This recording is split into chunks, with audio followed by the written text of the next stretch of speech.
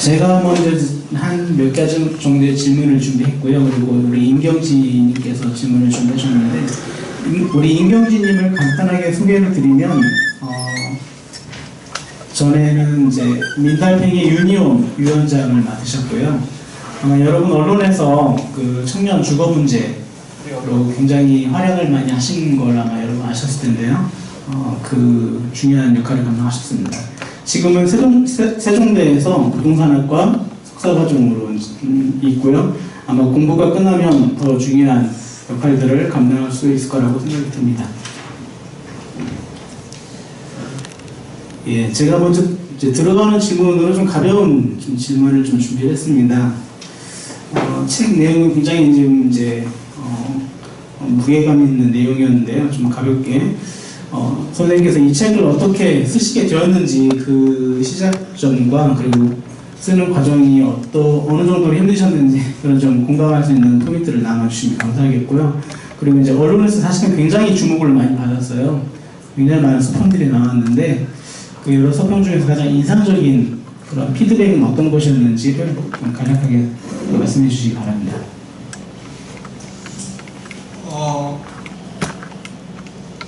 이 책은 제가 이제 이 부동산 문제에 관심을 가지고 연구하고 한 게 한 27년 되거든요. 근데 한 20년을 하다 보니까 재미가 없어요. 맨날 하던 소리 또 하는 것 같고 좀 물렸어요. 그래서 그때는 이제 이제는 이 부동산 이제 좀 그만하고 참신한 거 그런 연구를 좀 해야겠다. 근데 뭐 참신한 거 한다고 해봐야 내가 할 줄 아는 걸 해야 되니까 제가 대학원 시절에는 경제사를 전공을 했거든요. 그래서 경제사를 한 20년, 30년 손을 놓고 있었지만 그걸 한번 해봐야겠다 생각하고 그냥 막연히 그런 생각을 갖고 있다. 우리 지금 이 책 출판사 대표를 맡고 계시는 저 뒤에 와 계시는데 소은주 대표님 만난 자리에서 그런 얘기를 했지요. 그랬더니 아주 좋은 생각이라고 포기하지 말고 하라고 이렇게 격려를 하시더라고요. 그리고 지나갔어요. 그랬더니 저분이 굉장히 유력한 출판사의 편집 팀장으로 계시다가 그만두시고 좀 있었더니 출판사를 냈다는 거예요. 그러더니 이제 자기 책을 출간을 한두 번, 몇 번 했나요? 그러더니 교수님 좀 만나야 돼. 왜 만나는데? 했더니 그거 지난번에 얘기했던 그 책 냅시다 이러시는 거예요. 그래가지고 저분이 얘기를 하면 저는 거절할 수가 없어요. 그래서 그 자리에서 그냥 계약서를 쓰고 했는데 1년 안에 책을 내기로 약속을 했는데 못 지키고 그래서 1년만 더 달라고 부탁을 했죠. 그래서 1년을 더 주셨는데 그래도 안 되는 거예요. 그때 당시에 뭐 한국의 경제사를 전부 통사로 써보겠다 이렇게 생각했는데 뭐 공부한 게 있어야 쓰죠. 그래서 뭐 세월은 시간은 자꾸 지나가고 약속한 시간은 다가오고 그러다가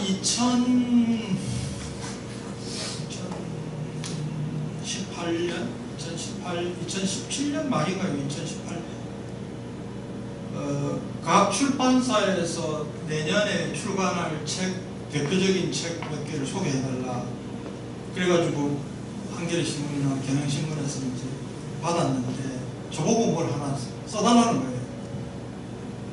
그래서 그때 부동산공화국 경제사라는 제목이 떠올랐습니다. 아무리 생각해도 내가 몰던 것 가지고 해야지 뭐 의미 있는 거라도 쓰지 해서 경제사는 살려두고 부동산과 관련한 경제사를 쓰자 해서 이 제목을 잡았고 전체 성격은 그렇게 잡혔고요. 그 다음에는 뭐 본격적으로 집필했던 거는 한 6개월 정도 한 것 같은데요. 처음에는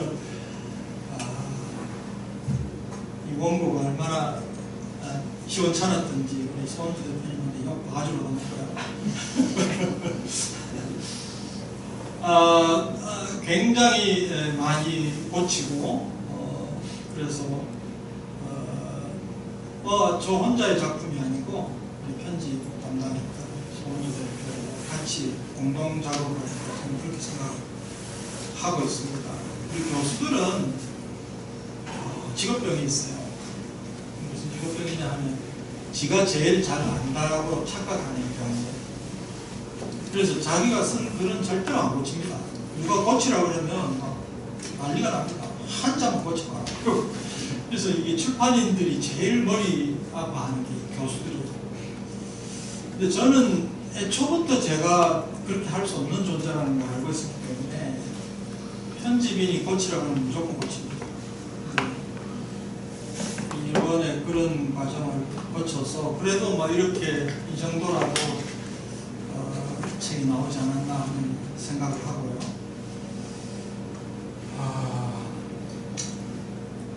제목이 조금 이렇게 언론 관계자들을 건드린 부분이 있는지 생각보다 이렇게 크게 언론들이 다루어주고 해서 조금 저희도 고무되어 있는데 모르겠습니다. 앞으로 어떻게 될지 감이 됐나요? 네. 그 책, 그 프롤로그에 보면 이제 그 신화해가지고 7가지 제시했잖아요. 그리고 그 본문 중에서 이제 그 신화를 깨는 내용들이 나오고, 마지막에 이제 다시 이제 진실해서 이제 7가지가 나오는데, 그 구상이 저한테 굉장히 참신했거든요. 근데 그 구상이 아마 정 교수님에게 나온 것 같진 않습니다. 맞나요? 뭘 나오기는 나왔는데. 아, 예. 정 교수님으로서 나왔다고 합니다. 아, 예. 그 구상이 정말 참신했어요. 예, 너무 놀라웠습니다. 조금 무거운 질문 한 3가지 정도 준비를 했는데요. 뭐 짧게 답변해 주시면 되겠습니다.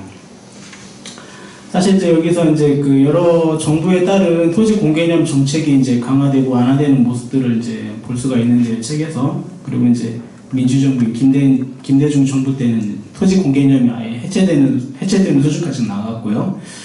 그리고 노무현 정부 때부터 종부세를 설계하면서 기득권층 국민들의 조세 저항이 아주 컸습니다. 큰 틀에서 사실 저희가 계속 고민하는 주제입니다. 과연 이 민주주의 시스템과 이 부동산 공화국은 어떤 밀접한 인과관계가 있는 것 같다라는 생각이 들고요. 결국은 정부의 정책이 이제 이 민주주의 시스템에 의해서 좌지우지되고 있는데요. 이런 한계를 어떻게 극복할 수 있는지에 대해서 간략하게 말씀해 주시기 바랍니다. 그거는 이제 우리 헨리 조지 선생님이, 전 헨리 조지 선생님을 되게 좋아하는데 그런 말을 남겼어요. 올바른 생각이 없으면 올바른 생각이 나올 수가 없다. 올바른 행동이 나올 수가 없다. 올바른 생각이 있으면 반드시 올바른 생각이 나온다. 그리고 대중을 억압하는 것은 그들의 무지와 근시안적 이기심이다. 그래서 올바른 생각을 그 국민들이 가지는 것이 기본이다. 이렇게 말씀을 했습니다. 저는 그게 옳다고 생각합니다. 대통령이 되고 뭐 정부 정책을 만들고 그렇게 해서 아무리 올바른 걸 내놔도 국민들의 생각이 정의롭지 않으면 그 정책을 유지할 수 없다고 생각합니다. 사실은 종부세 당시에는 기득권층만 저항한 게 아니라 일반 중산층, 서민층들이 그 기득권층의 지원군 역할을 했어요. 그러니까 상당히 많은 사람들이 거기에 책임이 있어요. 그거는 일반 국민들의 생각, 그 개혁이 어떤 성격의 것인지에 대해서 알려고도 하지 않아요. 그걸 평가하는 데 있어서의 언론이 이렇게 주입하는 소위 가짜뉴스의 영향을 그냥 그대로 받아들여서 잘못된 쪽에 가담하는 처분이 역할을 했다는 거, 그게 크다고 봅니다. 그래서 사실은 정의로운 정책을 만들고 정의로운 제도를 만들고 경제제도의 골간을 바로잡고 하는 데 있어서는 어찌 보면 정치인들의 역할보다는 국민들의 생각을 이렇게 뭐라 그럴까요? 계몽한다는 말이 좀 그렇습니다만 생각이 올바로 될 수 있도록 끊임없이 전파하는 그런 일종의 시민사회의 역할이 더 중요하다고 볼 수 있겠습니다. 그래서 여기 희년 함께의 역할도 거기에 있는 거 아니냐 생각하죠. 미세한 질문 하나 드리고 싶습니다. 제가 이제 책을 보면서 그 데이터가 굉장히 많이 담겨져 있는데요. 그 출처를 보니까 그 이영훈이라는 분의 이렇게 출처가 있더라고요. 그래서 여러분 아마 이영훈 교수님을 잘 아실 텐데 조광수 교수님과 굉장히 관련이 깊고 약간의 갈등도 있는 그런 관계로 알고 있는데요. 제가 최근에 이제 한국경제 이영훈 교수님이 기고한 글을 보면서 어떻게 그 시대를 분석하면서 구체적인 수치를 내놓을 수 있을까 굉장히 놀라웠어요. 그런데 반면에 이제 어떤 역사적인 관점에서 봤을 때 조금 이렇게 긴장감을 주는 그런 표현들도 있고 분석도 있고 그래서 그런 느낌이 있다가 이제 정광수 교수님의 책을 봤는데요. 질문을 드리면 경제사 연구에서 이영훈 교수님의 공과를 어떻게 보시는지 솔직하게 말씀해 주시기 바랍니다. 아마 이영훈 교수님 모르시는 분들도 있을 텐데요. 지금 뉴라이트라고 하는 그 그룹의 최고의 이론가지요. 지금은 서울대학 교수를 하시다가 은퇴하시고 이승만 학당 만들으셔서 거기 교장으로 열심히 사회운동 이승만 이렇게 높이기 선봉해서 계신 분인데요. 저한테는 한참 선배고요. 경제사 연구에 있어서도 정말 제가 대학원 다닐 때는 그야말로 하늘 같은 존재였습니다. 얼마나 열심히 공부하고 소문이 나기를 서울대학에 규장각이 있는데요. 그 규장각에 있는 조선시대의 문서를 다 읽었다, 다 봤다라고 하는 소문이 돌 정도로 그렇게 열심히 공부했고 조선시대 경제사에 관해서는 한국 최고의 수준까지 갔다 이렇게 평가를 할 수 있죠. 근데 이상하게 그냥 그 연구만 하시지 뉴라이트 운동에 가담을 하고 자꾸 현대사를 해석하는 일을 하시고 그리고 과거 역사도 거기에 맞춰가지고 자꾸 이렇게 비트는 그런 글을 쓰시고 그러더라고요. 근데 이분이 한국경제사 1, 2라고 하는 아주 방대한 책을 썼습니다. 아마 다른 학자가 누가 그걸 할 수 있을지 모르겠어요. 그분만이 할 수 있는 엄청난 연구 성과를 내놨는데 거기에 보면 우리 한국 경제 역사에 관해서 굉장히 중요한 사실 또 사료 이런 것들이 다 담겨 있어요. 정말 집대성한 책인데 문제는 뭐냐면 그렇게 자료를 제시하고 해석을 비틀어요. 자꾸 해석을 비틀어요. 그래서 일제시대를 해석하는 것도 그때 근대화가 일어나고 그때 우리 한국 사회가 상당히 개선되고 좋아졌다 이런 해석을 자료를 쭉 내다가 해석을 탁탁 집어넣습니다. 그게 참 안타깝지요. 그래서 그런 아마 연세가 벌써 이제 70이기 때문에 나이 먹은 사람은 웬만한 일이 일어나지 않고서는 생각을 안 바꿉니다. 근데 그거는 그렇게 사실 거예요. 제가 몇 번 비판을 하기도 했어요. 정면에서 비판하기도 하고 저를 별로 안 좋아할 겁니다.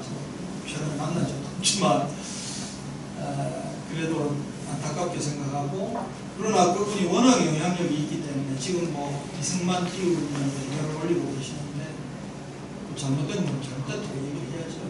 그래서 제가 그보다는 훨씬 영향이 떨어지지만 그래도 제 힘이 닿는 데까지 잘못된 부분에 대해서는 발언하고 그렇게 하려고 합니다. 왜냐하면 그분의 발언이나 책에 영향을 받잖아요. 아닌 건 아니라고 얘기해요. 네, 감사합니다.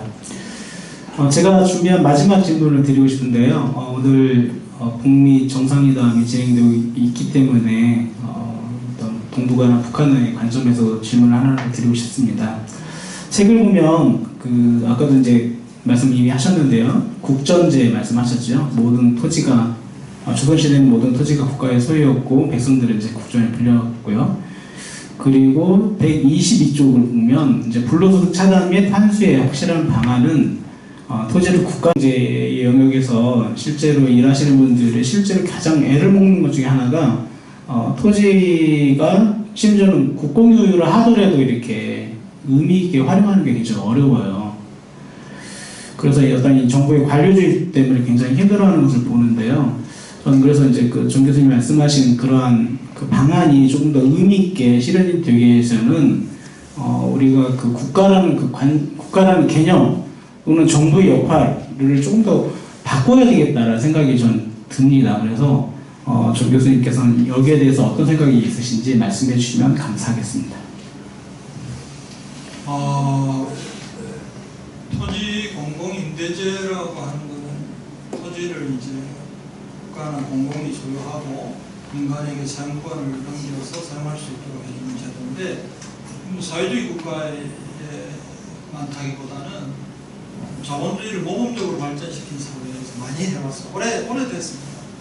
대표적인 데가 핀란드, 싱가포르, 네덜란드, 미국에도 있고 여러 나라에서 도입을 해왔는데 문제가 뭐냐면 이건 좋은 제도예요. 그러니까 토지를 국가가 소유하고 있으면 할 수 있는 일이 많잖아요. 뭐 개발도 비교적 자유롭게 할 수 있고 개발할 때 따르는 그런 크기나 불로소득 문제 상당히 많이 차단할 수 있고 여러 가지 장점들이 있습니다. 그래서 할 수 있으면 국가의 역량 여부를 차치하고 그리 가는 게 맞습니다. 우리한테는 이제 그런 기회가 올 수도 있죠. 지금 우리 대한민국 땅은 토지 사유제가 원칙이지만 북한 땅은 국공유잖아요. 북한이 토지제도를 바꿔 나가야 됩니다. 지금 바꿔 나가야 되는데 어느 방향으로 갈 거냐 이게 엄청난 문제가 될 거고 그럴 때 토지 공공임대제라고 하는 것이 굉장히 강력한 대안이 될 수 있고요. 그거는 그렇게 공고를 해야 된다고 생각합니다. 우리 이제 조금 더 협조 관계가 되고 경제 어떤 개혁, 개방 이런 쪽으로 할 때 협력적인 관계에서 토지제도는 그냥 두면 안 된다. 토지제도 그냥 지금 계속 기사가 나오고 있지 않습니까? 저기 그 휴전선 근처 땅이 지금 폭등하고 있다. 지금 이거 만약에 교류가 활발해지면 그 휴전선에만 머무는 게 아니고 북한 땅도 지금 그런 일이 벌어질 겁니다. 그렇게 되면 큰일이니까 토지제도와 관련해서는 미리 대안을 만들어 두는 것이 좋다라고 해서 알려줄 필요가 있습니다. 그때 가장 유력한 대안이 토지 공공임대제입니다. 그리고 북한 사람들도 그거는 받아들일 거예요. 근데 뭐 토지를 전면 사유화하자 이러면 안 받아들입니다. 그래서 굉장히 중요한 시점에 와 있고요. 마침 어제 이 동북아 연구원이라고 하는 게 출범해서 우리 조성찬 박사가 지금 원장 역할을 할 텐데 바로 그 문제를 집중 연구하는 그런 조직, 기구가 만들어졌어요. 그래서 지금 굉장히 중요한 시점입니다. 그래서 좀 잘 역할을 해서 대안을 마련하는데 영향을 끼쳤으면 하는 바람이고요. 그런데 이제 실제로 이 제도 세상에 무슨 그렇게 제도 하나를 가지고 어떻게 세상을 낙원으로 만들겠어요. 지금보다는 낫다는 겁니다. 지금보다는. 거기 토지공공임대제를 도입하더라도 거기도 뭐 관료의 문제, 부패의 문제, 또 민주주의 때문에 막 유권자들이 뭐 압력을 가해가지고 제도를 후퇴시키고 온갖 문제가 다 생길 거예요. 그러면 그거는 그때 가서 대처하면 된다. 저는 그렇게 생각하고요. 저는 항상 좀 뭐라 그럴까요? 개혁주의자지만 지금보다 나으면 가야 된다는 거죠. 그 다음에 어떻게 할 텐데? 그때 가서 봐야지. 더 나은 방향으로 가면 되지 하는 입장이어서 토지공공임대제에 대해서는 그 방향으로 가는 것이 옳다 하고 계속해서 주장해야 된다. 거기서 생기는 문제에 대해서는 또 그때 가서 그 단계에서 대처하면 되는 거고. 제가 우연히 뉴욕에 아주 신도시 같은데 갔던 적이 있어요. 근데 너무너무 좋은 거예요. 주변이 너무 깨끗하고 너무 개발이 잘 되어 있고 이게 뭐야? 이랬더니 거기가 제가 이미 책을 읽었으면 알고 있는 배터리 파크 시티라는 곳이었어요. 뉴욕시가 그 토지 공공임대제 방식으로 개발한 일종의 신도시입니다. 근데 그 한가운데 가가지고는 거기 가가지고는 몰랐던 거예요. 또 알아보니까 거기가 배터리 파크 시티인데 너무너무 개발이 잘 됐어요. 그래서 그 방식의 효과라고 하는 것은 책을 통해서도 실제 또 제가 너도 본걸로서도 확인할 수 있다. 그런 말씀 드리고 싶습니다. 네, 감사합니다. 이상으로 제가 주비어 질문을 마쳤고요. 이제 마이크를 임경진님에게 넘길 텐데요.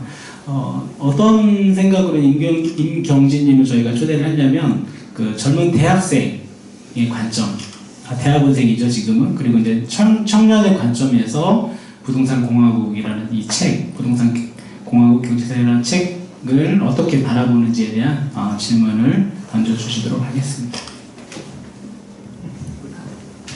안녕하세요. 소개받은 임경지라고 하고요. 제 섭외 의도를 지금 방금 들었어요. 저를 그런 취지로 소개해 주셨다는 거에 대해서 감사하고, 굉장히 이제 3학기생인 일천한 저를 불러주셔서 감사하고요.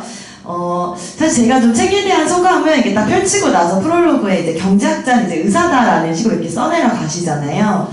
전 그게 되게 인상적이었던 게, 사실 의사는 환자가 있어야지만 존재하는 사람이잖아요. 그럼 사실 어쨌든 경제라고 하는 건 문제를 내포할 수밖에 없고, 이 문제를 끊임없이 고쳐나가는 과정에서의 그 개혁 성향을 되게 여실히 드러내 주셔서, 보통 사람들이 뭐 기본소득 얘기하면 되게 뭐 이상주의자라 얘기하지만 대단히 지독한 현실주의자의 책을 이제 읽게 되는구나라는 좀 설렘 같은 게 있었습니다. 그래서 저는 굉장히 의미 있고, 또 사실 부동산에 대해서 경제사를 다룰 책이 진짜 없거든요. 그래서 너무너무 이제 사실 공부하는 사람으로서는 소중하고 또 감사하다는 인사를 또 이 자리를 빌어서 하고 싶었고, 제가 도서관에 하나 신청해놨습니다. 그래서 제가 한 권 더 팔았어요. 그래서 그랬고요. 저는 아까 이제 토지공공임대제 말씀 나와서 그냥 좀 한 번 더 이제 질문을 좀 드리고 싶은데, 사실 과연 아까 이제 조성찬 원장님 말씀은 사실 국가를 정말로 신뢰할 수 있느냐, 국가가 올바르게 이 토지를 배분해내고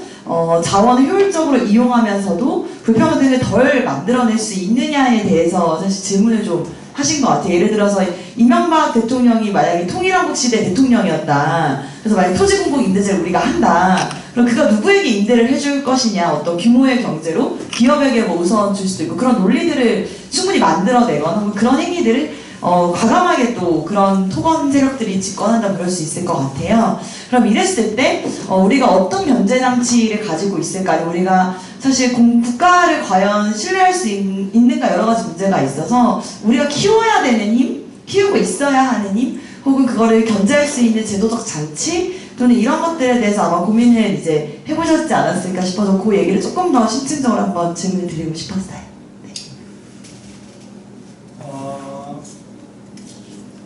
우리 한국은 참 이 시민사회가 취약하잖아요. 뭐 사실 취약하지 않은 게 없지만,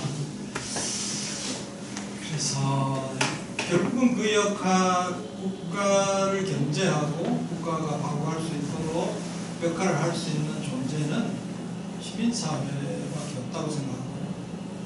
결국 시민사회가 힘을 가지고 건강하게 지속될 수 있도록 만드는 방법이 뭘까, 이런 고민을 좀 해야 된다고 생각하는데, 참 아쉽게도 우리도 벌써 시민운동의 역사가 오래되면서 전반적으로 시민단체가 뭐랄까요, 좀 노쇠했다 그럴까요? 그냥 너무 자기들의 일상이랄까, 뭐 하여간 힘이 빠져있는 상태. 예전의 시민단체가 보여주는 그런 활력이나 이런 것들이 보이지 않고요. 또 일종의 소명감이랄까, 이런 것들도 보기 힘들고요. 그런 점에서 상당히 좀 뭐랄까요, 우리 사회 전체가 좀 위험한 단계에 와 있다. 예전에는 뭐 정부가 함부로 하고 이럴 때 시민단체가 강력하게 이렇게 견제하고 이런 역할이 있었어요.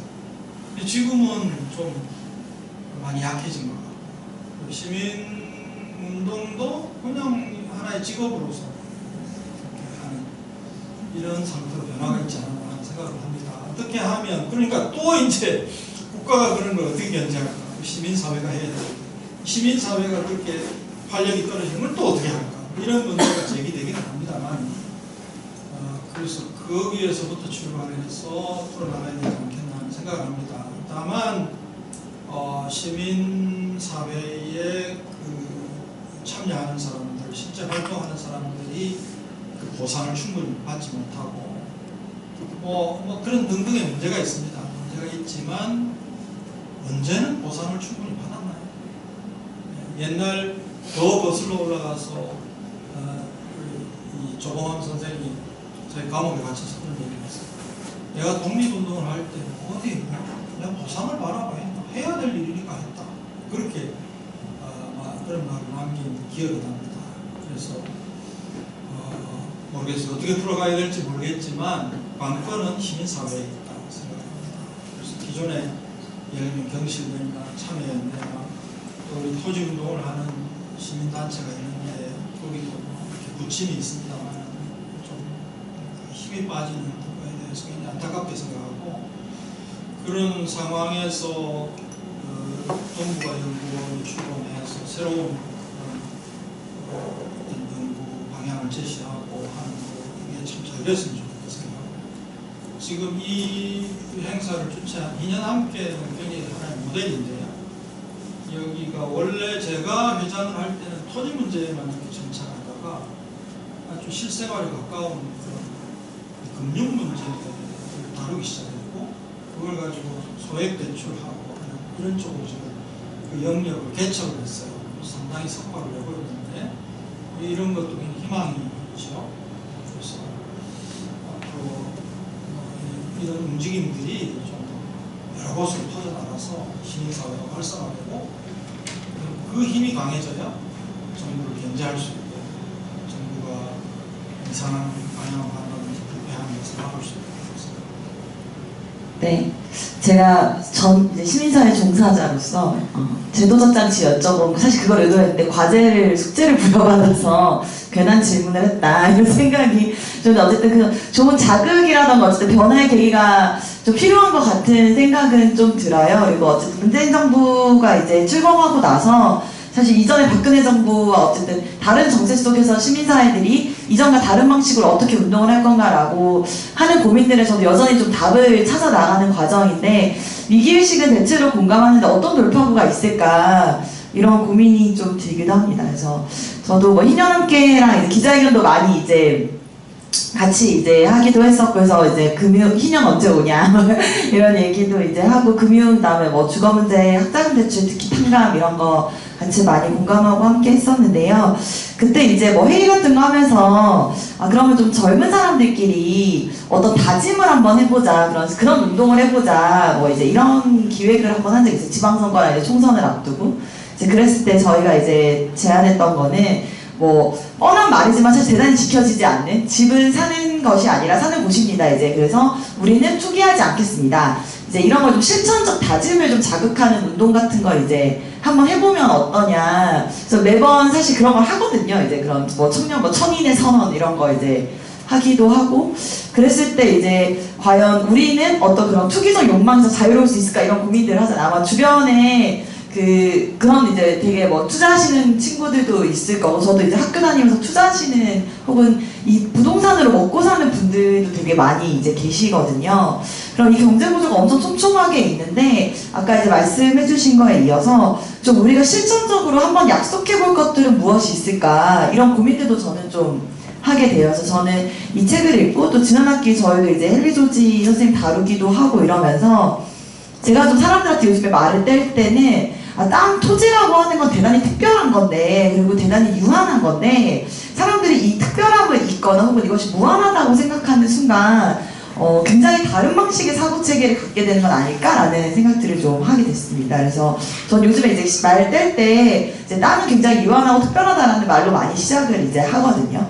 그 요즘 되게 좀 전략 같은 거예요. 사람들 획득하려고 할 때. 그래서 선생님께서 좀 제안해 주실 법한 그런 거랑 그다음에 이제 마이크를 또 청중분에 옮겨서 바로 이어서 말하면 전 정부의 정책 중에 약간 요즘 불편한 게 뭐냐면 1가구 1주택을 대단히 이제 촉진하고 그것을 목표로 이제 모든 정책들이 설계되어 있잖아요. 1주택자들에게 뭐 어떤 분야 이제 무주택자가 1주택자 되기 위한 아주 많은 지원제들을 아주 촘촘하게 이제 설계하고 있어요. 분양의 영역에서도 마찬가지고. 근데 사실은 누구는 집을 절대 못 사는 사람들이 있는데 이 어떤 그러니까 세입자들을 위한 정책들이 사실 별로 저 뚜렷하게 보이지 않는다는 게 좀 굉장히 큰 문제의식이 좀 있습니다. 그리고 사실 저희 학교는 김수현 청와대 실장님이 계신 학교거든요. 근데 그래서 사실 그런 불만들이 저는 되게 많은 편이에요. 근데 아까 귀속임대소득세 얘기도 마침 해주셔가지고 영국에는 예전에 이제 1주택자에게도 세금을 이제 물리었고 그 근거가 이제 너네는 집을 소유함으로 사실은 임대소득을 사실상 갖고 있는 거다라는 기속임대소득세 아이디어를 내기도 이제 했는데요. 그런 점에서 1가구 1주택자를 촉진하는 정책 그리고 그것이 이제 국가의 어떤 목표로 설정되는 거에 대한 선생님의 비판적 의견을 좀 신랄하게 듣고 싶기도 합니다. 네, 저 이렇게 두 가지로 마무리할게요. 이제 시민 운동을 하라 그러면 예를 들면 정책이나 제도나 이런 걸 얘기하면 굉장히 멀게 느껴지잖아요.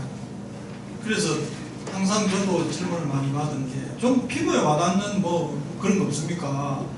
맨날 뭐 토지 제도 바꾸자 그러고 세금, 토지세 문제 얘기하고 맨날 그러고 있냐고 뭐 좀 우리가 개인적으로 실천할 수 있는 그런 방안을 좀 제시해 주세요 라고 하는 요청을 많이 받았어요. 근데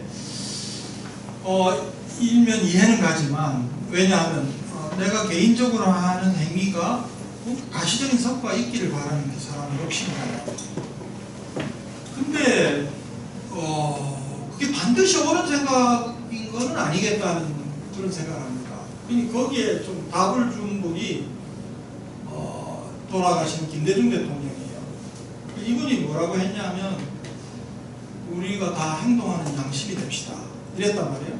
그러면서 그 행동하는 양심이 얼마나 추상적이에요. 행동하는 양심이 어떻게 될까요?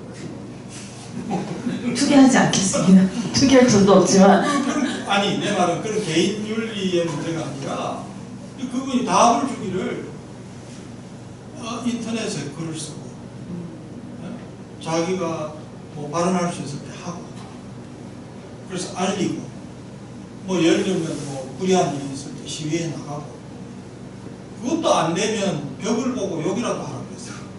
이거 전부 뭐냐면 공적 행위입니다. 개인 윤리가 아니고. 그러나 개인이 할 수 있는, 그죠? 개인이 할 수 있는 그런 거예요. 그게 사실은 개인 윤리를 말하기 전에 그런 식의 일종의 공적 윤리라고 할까요? 공적 행위에 대한 책임감. 그게 저는 먼저 선행돼야 된다고 생각합니다. 내가 투기하지 않겠습니다 라기보다는 사람들이 투기로 몰려가고 부동산 불패 신화를 신봉하게 만드는 제도를 바꾸세요. 그 법은 그런 법이니까 제정하지 마세요. 그 법을 지지하는 누구누구 국회의원은 당신은 펴줄 수 없습니다. 이런 공적 행위 그게 더 중요하다고 생각하고 그걸 먼저 해야 한다. 요새는 얼마나 좋아졌어요. 아니 이 지금 SNS가 뭐 워낙 발달하고 마음만 있으면 그죠? 뭐 못할 게 없잖아요. 그걸 통해서 아주 강력한 압력을 가해야 됩니다. 그러면 이제 그 법과 제도를 만드는 사람들이 신경을 쓰고 영향을 받아요. 틀림없이 받아요. 그런 일에 좀 매진해 줬으면 좋겠다는 바람이 있습니다. 물론 뭐 내가 투기하지 않겠습니다 이러면 거룩하긴 하지만 세상을 바꾸기 위해서는 공허한 주장을 줄 수 있습니다. 그리고 두 번째 뭐였죠? 1가구 1주택 중심의 1가구 정책. 1주택은 이 정부가 표방한 건 아니고요. 근데 사실은 1가구 1주택을 제일 먼저 정책 내용으로 내세운 정부는 박정희 정부입니다. 박정희 정부가 어디서 그걸 볼 수 있냐면 잠실 단지를 개발하면서 이게 처음에는 거기가 제법 중대형 아파트가 들어가도록 돼 있었어요.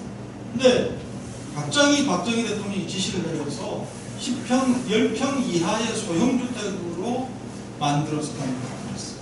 이게 무슨 얘기냐면 당시 서민층 또는 뭐 어디 판잣집에서 쫓겨난 사람들 이런 사람들이 이제 거기에 들어갈 자격을 얻는데요.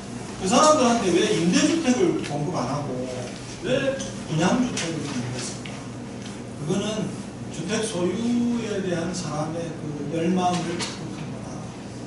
그럼 그 사람들은 10평 미만의 잠실 아파트를 가지고는 그 다음에는 뭘 생각을 했을까? 그 옆에 5단지는 고층 아파트로 제법 중형이에요. 거기 갈 꿈을 꾸지 않았을까? 그럼 거기 중형 아파트에 있는 사람은 또 뭘 생각을 했을까? 그 옆에 강남의 아파트 단지 거기에 갈 꿈을 꾸게 되지 않았을까? 그렇게 해서 일종의 소유자 사회를 만들고 그 사람들로부터 정치적 지지를 끌어내는 정치 전략을 구사했다고 생각합니다. 그러니까 그 기원은 박정희 정부라고 생각하고요. 근데 정치인이라면 누구나가 거기에 이제 마음이 끌리게 되어 있죠. 끌리게 되어 있는데 사실은 우리가 가야 할 방향은 국민들에게 자기 집을 주는 것이 아니고 자기 집 소유권을 주는 것이 아니라 안심하고 살 수 있는 주택을 공급하는 겁니다. 근데 이거를 처음 시작했던 것이 김대중 정부예요. 김대중 정부가 국민 임대주택 10만 호 공급하는 정책을 발표하고 추진했고 그걸 이어받아서 노무현 정부가 그 정책을 추진을 했습니다. 아마 그대로 갔으면 지금 우리 사회에서 최소한 서민들의 주거 문제는 거의 해결났습니다.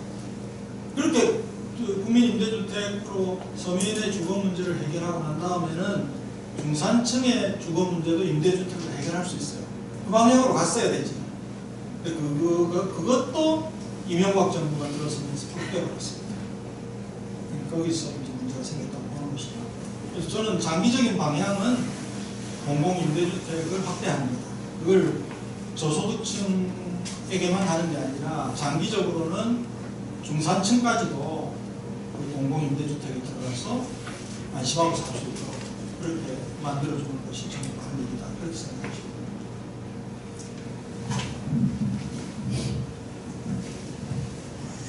예, 다시 마이크를 받았습니다. 저는 딱 준비된 질문을 읽으면서 질문했는데 역시 젊은 청년이라 돌발적인 질문을 많이 했습니다. 예, 감사합니다. 저희가 끝나는 시간을 한 10분 정도 조금 더 잡아야 될 것 같습니다. 지금 여러분 아무 말씀 안 하시고 듣기만 하니까 어떠신가요? 답답하시죠? 예, 우리에게는 말하고자 하는 욕구가 있습니다. 이 시간 여러분의 그 욕구를 풀어드리고 싶은데요. 잘 정리된 질문이 준비되신 분이 있으면은 손을 들어서 표현해 주시면은 질문을 하도록 하겠습니다. 예.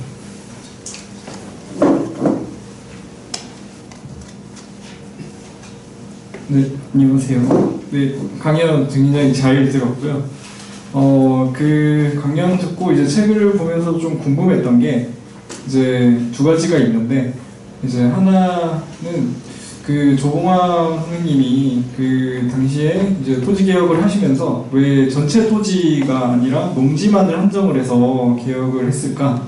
그리고 이제 좀 추가적으로 토지나 뭐 나대지나 임야나 이런 것들을 추가적으로 개혁하려는 그런 움직임이나 어떤 계획은 없었을까 하는 그런 것들이 궁금해졌고요.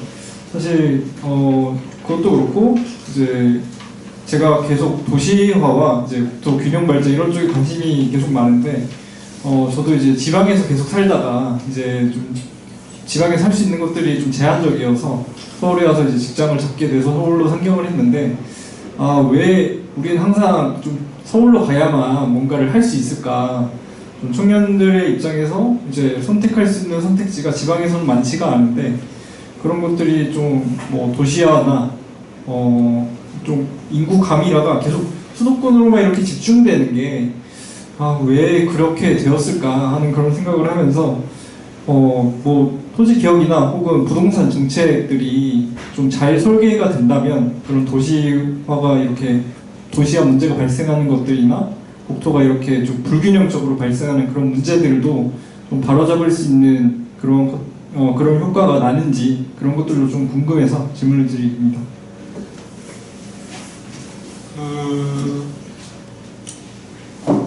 농지 말고 다른 토지를 농지개혁 방식으로 개혁하기는 좀 어렵죠. 왜냐하면 농지는 소유자가 있고 지주가 있고 농민이 소작을 하고 이렇게 돼 있었잖아요. 그럼 이제 임야 같은 경우는 별로 이용이 안 되고 소유만 하고 있고 이런 경우니까 그 방식을 적용하기는 어렵고요. 그래서 대만이 어떻게 했냐면 대만은 투트랙 방식으로 했습니다. 농지는 우리처럼 지주한테 몰수해서 농민한테 줬고요. 도시 토지에 대한 그 제도적 그 준비를 했던 것이죠. 1950년대 전반에 그래서 이건 완전히 헨리조지 방식을 도입해서 토지 가치세 그리고 토지 정치세 이런 것들 세제 정비를 완비를 해가지고 거기서 투기관련하고 불로소득이 발생하는 걸 막는 장치를 뒀어요.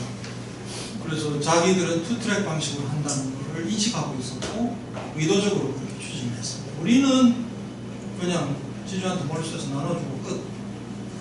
도시 토지에서 문제가 생기는 건 모르겠고 나중에 막 집가가 폭등해서 문제가 생기니까 사후약방문식으로 이제 뭐 세제를 도입해가지고 문제 생기는 것에 적용한다 하다 보니까 문제를 제대로 해결하지 못하고 부동산 투기는 계속해서 주의적으로 발생하는 이런 결과가 나왔어요. 그래서 대만하고 우리하고의 차이가 뚜렷하다 하는 말씀을 드릴 수 있겠고 그 다음에 왜 이제 그럼 청년들이나 사람들이 서울 수도권에 집중하냐 그거는 뭐 간단하잖아요. 어쨌든 아까 제가 잠깐 말씀드렸지만 서울에서 불러야 뭔가 생기는 거예요.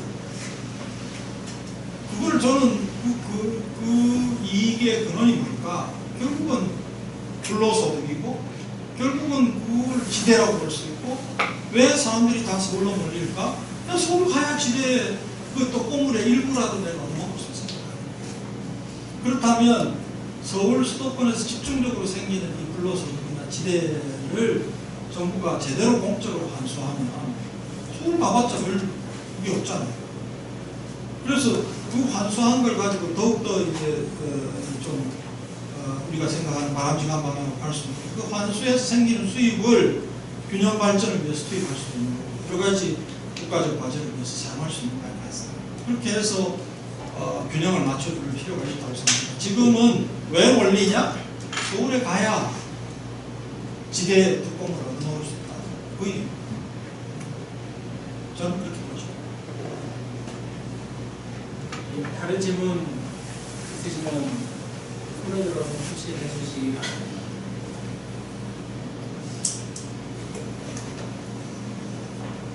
질문이 아니고 자기의 어떤 느낌이나 소감을 말씀해 주셔도 됩니다. 저는 경제에 대해서 잘 모르기 때문에요. 굉장히 제가 드리는 질문은 되게 바보스러운 질문일 수 있는데 공공임대주택에 대한 이 제한, 사람이라는 게 소유하고자 하는 욕망이 있잖아요. 뭐 시민의식이 높아지든 어쨌든 간에 사람에게 있어서는 소유의식이, 소유하고자 하는 욕망은 버릴 수 없거든요. 그런 차원에서 공공임대주택이라는 것은 어찌 보면 빌려 쓰는 느낌이 들어요.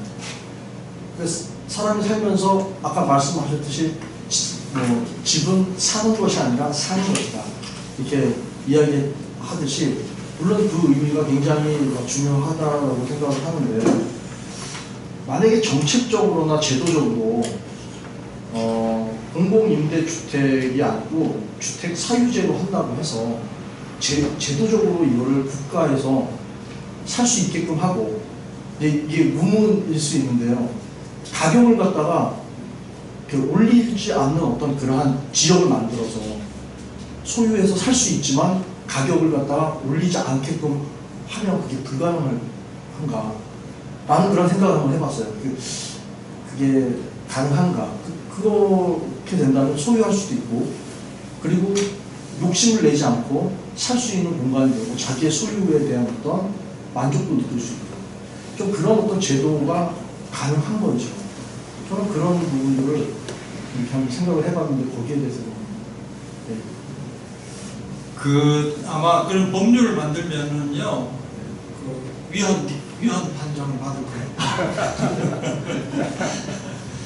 그 다음에 그런 지역을 설사 만들 수 있다 하더라도 그 지역의 주택을 한국 사람들은 아무도 안 살 거예요.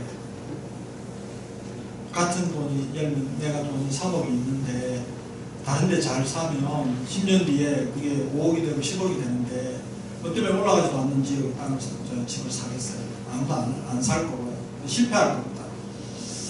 그 다음에 사람한테는 주택을 소유하려고 하는 욕구가 있다. 뭐 지금 한국 사회에서는 그렇죠. 한국 국민들의 마음속에는 집을 소유해야 되겠다는 마음이 강렬하잖아요. 근데 유럽의 그런 공공임대주택이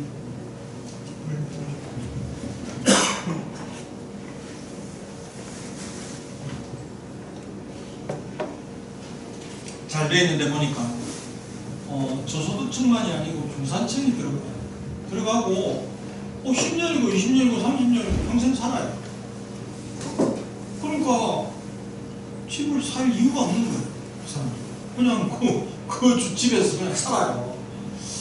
그런 사회가 실현이 되면 반드시 집을 가지려고 할까? 사람들이 집을 왜 가지려고 하느냐 하면요, 안정적으로 살 수 있다는 이점이 있습니다. 전세 한 2년마다 비워줘야 되고 집을 가지면 안정적으로 살 수 있잖아요. 두 번째는 집값이 올라갔다. 이 두 가지입니다. 이 두 가지가 해결이 나버리면 살 필요가 없죠. 그렇죠. 그래서 그거는 의외로 인간의 어찌할 수 없는 본능의 영역에 속하는 게 아니고, 어떻게 보면 우리의 제도나 관행이 만들어낸 하나의 욕구다. 그렇게도 볼 수 있는 거죠. 바뀔 수 있다고 생각합니다. 네, 뒤에 자리에서 한번 크게 말씀하셔도 될 것 같습니다. 아니 저는 그 지금 보유세 아까 말씀하셨는데 그 보유세를 이렇게 올려버리면 사람들이 집을 계속 킵할 수가 없잖아요. 계속 가지고 있을 수 없으니까 자기가 가지고 있는 집을 내놓게 될 것 같은데, 제가 알기로는 그 주택 보금들이 거의 1대1이라고 들었거든요. 그런데 실질 그 소유 그 퍼센테이지는 많이 낮다고 들었어요. 그래서 국가에서 그렇게 보유세를 올려버리면 사람들이 집을 내놓을 것이고, 그렇게 되면 공급이 많아지니까 값이 내려갈 것이고, 그럼 사람들이 쉽게 집을 사게 될 것 같은데, 과연 그게 가능할까요? 예, 가능하죠. 네, 그거는 뭐 방금 말씀하신 거는 보유세의 경제적 효과 가운데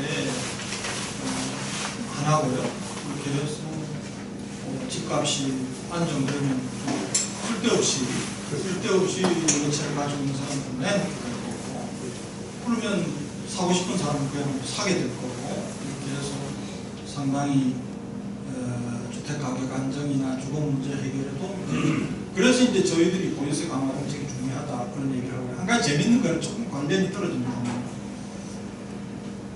우리 미국에 사는 교민들은 거기 보면 뭐 진보파도 있지만 생각이 보수파도 많아요. 근데 보유세 문제에 관해서는 다 의견이 일치해요. 보유세 문제에 관해서. 아니 한국 사람들 왜 그래요? 미국은 지금 보유세를 얼마나 내는데 좀 올려야지. 10명이면 10명이 다 그렇게 해요. 맞습니다. 제가 미국에서. 아, 그렇습니까? 이게 의견이 갈라지지가 않아요. 왜냐하면 미국이 그만큼 그 재산세를 많이 내고 있습니다. 엄청 많이. 네. 그게 상식이에요. 그렇죠. 그리고 미국의 주택 가격이 상당히 안정되어 있고, 굉장히 좋은 집인데 한 2억, 3억 있으면 사요. 그게 사람 사는 세상이지. 이게 뭡니까 도대체? 사실 집값이 문제가 아니고, 사실 집값이 문제가 아니라 세금이 문제거든요. 예. 자기가 직업이 없으면 세금을 낼 수가 없어요. 예. 그렇지, 그 은퇴하는 사람들은 자기 집을 팔 수밖에 없죠. 예. 그러니까 집값이 올라갈 수가 없어요. 근데 그 많은 세금을 가지고 공원도 개발하고 학교에 지원도 하고 소방서도 운영하고 공적인 그 영역들을 굉장히 강화시켜 나가는 거죠. 그래서 저는 보유세 증세가 가장 핵심적인 부동산 대책이 아닌가. 저도 그렇게 생각합니다. 그래서 이 보유세 강화를 얘기하면 한국에서는 자꾸 그렇게 색깔론을 입혀요. 제가 무슨 발언을 하고 칼럼을 쓰면 댓글이 무슨 끔찍합니다. 야, 이 빨갱이. 아니, 미국처럼 하자는 거예요. 미국처럼 하자. 그럼 미국이 빨갱이냐. 한 가지 예를 들면, 옛날에 한국에서 오신 분한테 물어봤어요. 여기 저 학교도 좋고 공원도 좋다 그래가지고 제가 물어봤죠. 지금 아파트 얼마짜리를 갖고 계시냐 그랬더니 5억짜리를 갖고 있다고 그래요. 그래서 그러면 세금을 얼마 내십니까? 그러니까 50만 원 낸대요. 그래서 제가 그랬죠. 미국에서는 말이죠. 5억짜리를 갖고 있으면 1%를 내야 됩니다. 500만 원을 내야 됩니다. 1년에. 그렇게 얘기했더니 놀라더라고요. 예. 실제 그 정도가 정상이라고 저는 생각해요. 1%는 내줘야 되는 것이고 1%를 낼 자격이 없거나 그런 경제적 능력이 없으면 팔아야죠. 팔고 임대주택을 한다든가 이렇게 돼야 될 것 같습니다. 그래서 미국 교민들이 좀 적극적으로 발언해 주시기 바랍니다. 이게 상식인데요. 예, 지금 보유세 관련해서 다른 질문 받기 전에 제가 연결된 질문이 하나 준비가 되어 있는데요. 이 마지막 책에서 국토보유세랑 기본소득을 결합하는 방식을 제시하셨는데 충분히 설명이 안 돼서 같이 연결해서 좀 더 설명을 해주시면 감사하겠습니다. 지금 우리 한국에는 보유세가 이제 지방세로 재산세가 있고요. 국세로 종부세가 있습니다. 근데 이제 보유세 강화 정책의 핵심 수단은 정부 종합부동산세였죠. 이 종합부동산세가 참 대단히 정치적인 어떤 타협의 산물입니다. 그러니까 전체 부동산 소유자의 보유세를 높이려고 하니까 저항이 너무 세니까 극소수 과다 보유자에게만 중과세하는 이런 세금을 도입한 겁니다. 그래도 종부세는 좋은 세금이다 이렇게 볼 수 있는데 조세 원칙 그 자체로 보면 결함이 있죠. 그래서 제가 말하는 국토보유세는 토지를 갖고 있으면 다 낸다. 다 내되 그러면 지금 새롭게 세금을 더 내는 사람이 막 저항할 거 아니냐. 세수를 다 걷어서 그냥 기본소득으로 n분의 1로 나눠줘버려요. 그렇게 이제 해버리면 세금 내고 기본소득 받고 이렇게 플러스 마이너스 계산을 해서 우리가 시뮬레이션을 해보니까 전체 가구의 94%, 95%가 이익을 봐요. 나머지 이제 5%가 부담을 합니다. 그 5%는 반대하겠죠. 순전히 경제 논리로만 하면 반대할 텐데 과세 대상자의 95%가 지지하는 세금이 되는 겁니다. 그렇다면 이거는 조세 저항 문제를 자동적으로 해결할 수 있는 장치를 갖고 있는 바람이다. 그래서 고민 끝에 이제 내놓은 그런 정책 대안인데요. 아직까지는 뭐라 그럴까요? 강력한 지지를 받고 있지 못한 것 같고 저희가 계속해서 알리면 아마 가능하지 않을까 하는 생각을 하고 있습니다. 예, 감사합니다. 한두 분 정도만 더 마지막 한 분 질문 받고 마무리하도록 하겠습니다. 제가 말로 하겠습니다. 제가 존경한 분의 말씀하시기를 진정한 개혁가는 모델을 제시하는 것이 아니라 이미 그렇게 살고 있고 그 삶을 통해서 보여주고 있다는 이렇게 말씀하시는 거거든요. 그래서 우리 여성분께서도 제안을 하셨고요. 그 기억이 되지만 우리가 또 구호를 외치고 또 요구를 하는 것도 중요하지만 진짜 그런 삶을 사는 것이 더 중요하지 않나 그런 생각이 들고 지금 보유세 증세도 말씀하셨잖아요. 그럼 우리라도 그냥 플러스 보유세를 내보자는 거죠. 말로 외치지 말고 삶을 통해서 우리가 보기에는 보유세 이 정도가 돼야 적당하다 생각이 들었으면은 계산을 해서 더 내고 이걸 좀 언론화하고 발표하고 이렇게 해서 이게 삶과 실천과 얘기가 되자면 제가 못하는 역사가 아니란다. 예수님께서도 그냥 구호만 외치고 십자가에 가서 죽음을 없으셨다면 구원이라는 건 없잖아요. 그분은 실천하셨고 행동으로 보셨기 때문에 이 변화가 일어났단 말이죠. 그래서 예수님의 책을 통한 외침 좋지만은 뜻을 같이 하는 사람들이 실천을 해보자는 거죠. 공공임대주택적으로 밑적 세트를 정해놓고 쓰시는 사람이 한번 만들어보자는 거예요. 미국에서 어디 가서 하지 않습니까? 저는 이제 이런 전략이 실제로 간다고 하나 내치시고요. 한국에서 실천 한번 해보는 거 이런 생각이 들어서 한 말씀 드렸습니다. 예, 마지막 질문 감사합니다. 이 마지막 질문에 제 마지막 질문을 결합해서 마지막 최종적으로 정 교수님께서 마무리 발언을 하고 오늘 콘서트를 마치도록 하겠습니다. 희년 함께 이제 선생님께서 이제 기독교적인 관점으로 질문을 하셨고요. 그래서 사실 이 콘서트의 주체인 희년 함께의 관점에서 추가적인 질문을 좀 드리고 싶었는데요.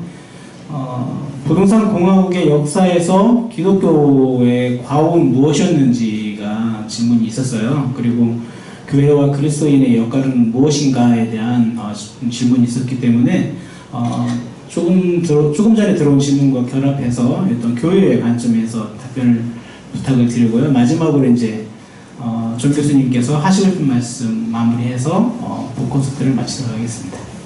원래 이제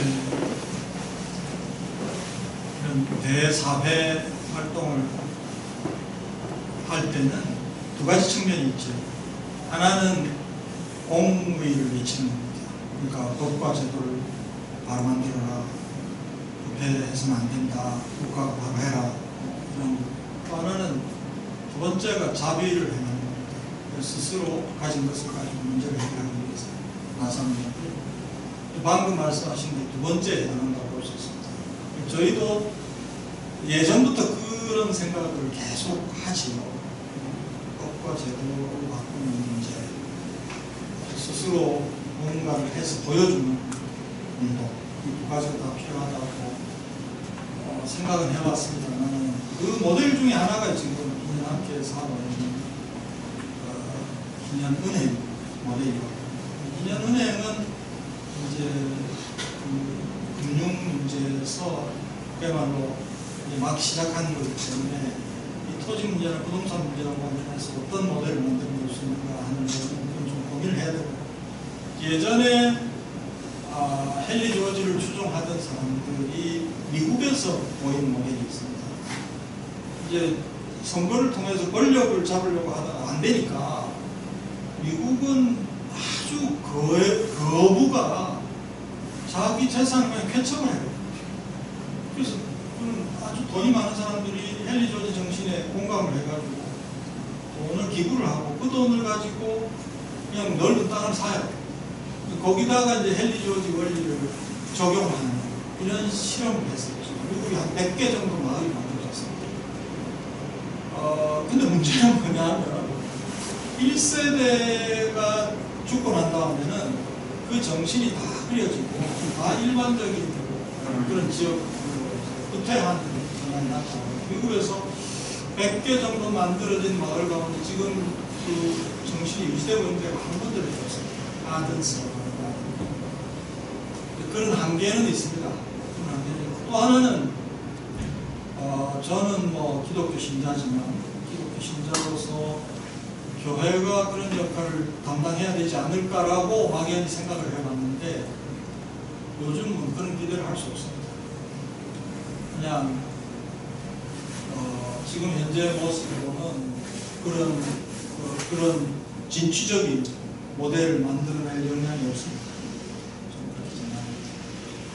다 무너지고 정말 예수 그리스도를 구주로 고백하는 사람들, 진짜 그런 교회들이 새롭게 탄생하지 않으면 그 모델을 만드는 건 불가능하다고 생각합니다. 그러니 제가 할 수 있는 일이 그쪽은 불가능하다고 보니 이쪽 공의를 외치는 일을 저는 하고 있습니다. 이건 제 진단이니까 저 사람 너무 비관적인 거 아니에요. 어쩔 수 없습니다. 이건 제가 주관적으로 내리는 진단이니까 이해를 해주시면 좋겠고요.